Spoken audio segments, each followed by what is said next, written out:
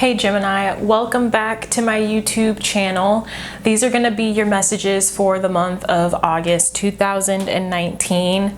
Before we jump in, I want to quickly thank you guys for joining me once again. If you are new to my channel, welcome. Don't forget to like, share, comment, and subscribe. It means so much to me. I love reading your comments. Make sure to hit the bell notification. I do plan on filming some extra videos for you guys throughout the month of August pertaining to astrology and things like that. So if you're interested in any of those, hit the bell notification so that you can be informed of when I upload. And with that being said, I think that that's all that I want to say. So let's go ahead and jump right in, Gemini. So when I was meditating on your energy before turning on the camera, I see that you guys are really, and I feel like a lot of it has been kind of getting kicked up with the eclipse energy and just the intensity of the summer months in general. I feel like a lot of intensity has been kind of floating around you guys for a while, and I noticed that you guys are doing a lot of really deep work. A lot of things have been coming up for you guys that you've had to kind of address on a mental and emotional level, and it's kind of, you know, the universe tapping you on the shoulder and saying like, yo, you can't avoid this anymore. I'm not going to let you avoid this anymore. You need to deal with this right now because it can't come with you moving forward. So we're gonna go ahead and look at your cards here and see what all is going on. You have the Death card, the Hermit, and the Four of Swords. So with the Hermit card being here, I feel like your inner world, as I said, is being highlighted right now. And the Hermit represents an energy of being like a lone wolf. He walks his own path, and the energy of the Hermit is very internal. So a lot of things are going to be, like I said, coming up for you guys, if not already. Some deep kind of subconscious things coming up that need to be addressed and sorted out before you can move on to the next level that the universe has for you. With the Death card being beside the Hermit, you are, like I said, dealing with transformation, and transformation is wanting to take place. Like it's unavoidable. It's like you can either go through it willingly, or you can go kind of kicking and screaming and making it harder for yourself. But either way, the transformation is coming. It's gonna happen. So really good that you guys are kind of in this Hermit energy of introspection right now. When this Death card energy kind of reaches its peak, you will hopefully be more understanding and be in that position of acceptance and flow where you are able to kind of let the things that want to leave your life go and allow the things that want to come in to come in. There needs to be an acceptance during this time of things that you can't change, Gemini. So I know that Gemini, of course, you rule the third house of the zodiac, which is how we think and how we communicate. And so I know that it can be kind of hard to accept or understand, you know, the things that we can't change. Try to be a little more malleable, a little more flexible, and, you know, focus on the things that you can change in the month of August. Definitely continue that road of focusing on yourself and what things within you or within your life need to be addressed. I see with the Four of Swords here that some of you guys have been a little restless lately and in sort of a deep contemplation about yourself, your life, your circumstances, how you want your future to look. And with this Four of Pentacles here, there is also an energy here reiterating a fear of letting things go, wanting to have too much control, wanting to be too hands-on with things that we are not meant to have control of or be hands-on with.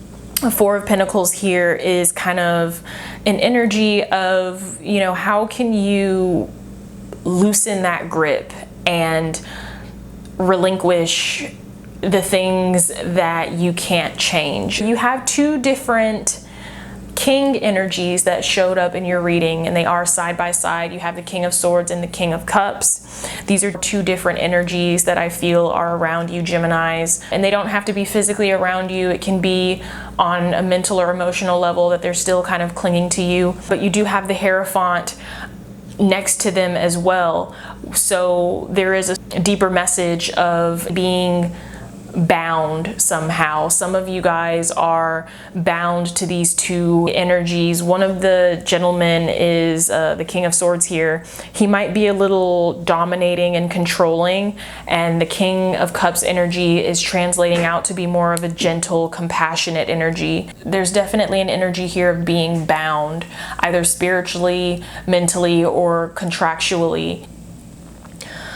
I do see a lot of you guys transmuting this Hierophant energy of being bound into the Judgment energy, where a lot of you guys are sort of liberating yourself.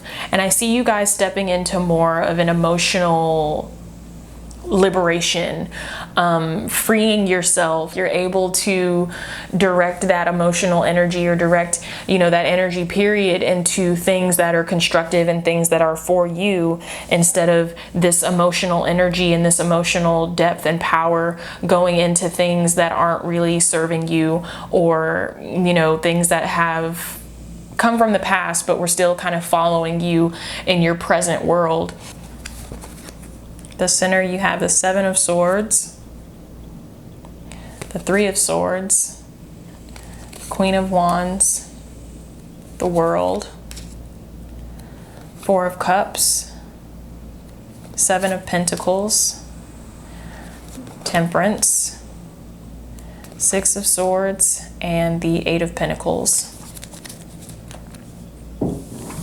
Okay, so Gemini, moving on to your second layer, Seven of Swords at the center. So some of you guys may be dealing with someone who has a history of lying, not being honest, or they were just deceptive and sneaky in some kind of way. Maybe the first couple of times you kind of pushed it under the rug, you gave them the benefit of the doubt, you kind of let it go, didn't make a big deal about it, but then you started to notice that it was a reoccurring pattern.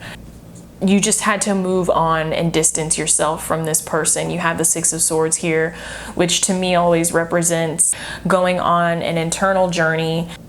This is an energy representing passage through a difficult trial, carrying some sort of burden on your back, and you felt like you couldn't trust this person no matter what they said to you. Six of Swords also represents a necessary spiritual trial. So for some of you, the hardships that you've been through for the last little while, even looking at your Three of Swords here, which I feel is connected to the Seven of Swords, and also the Six of Swords that we're discussing now, definitely the trials and tribulations that some of you have been through in the last little while are part of a greater purpose and part of a bigger picture that maybe is hard to see right now, but will make more sense to you later on down the line.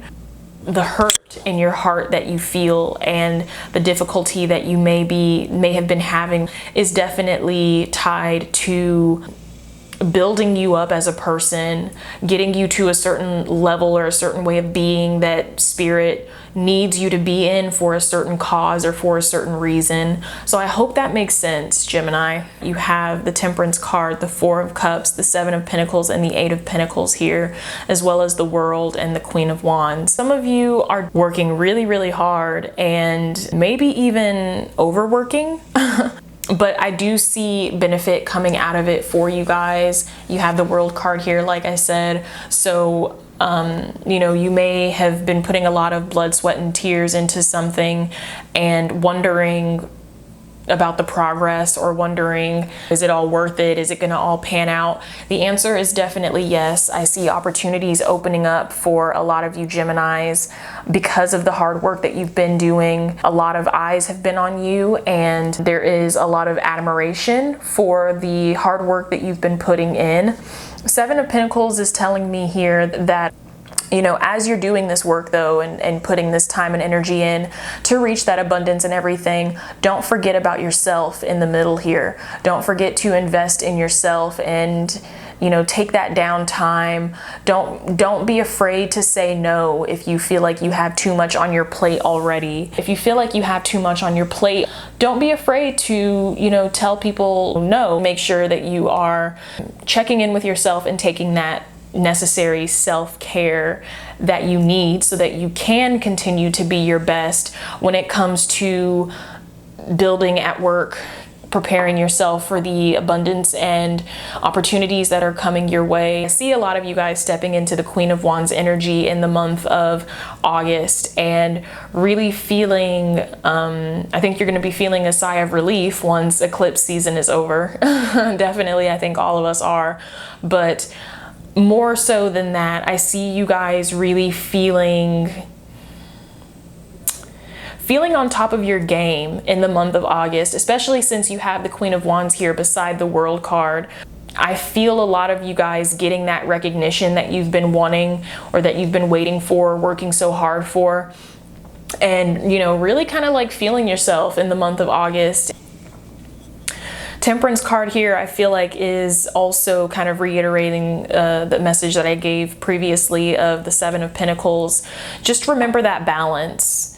Don't burn yourself out, because you're no good to anyone. You're no use to anyone if you are not taking care of yourself. So with that being said, Gemini, I think I'm gonna go ahead and stop the video here. I hope you guys got something out of this.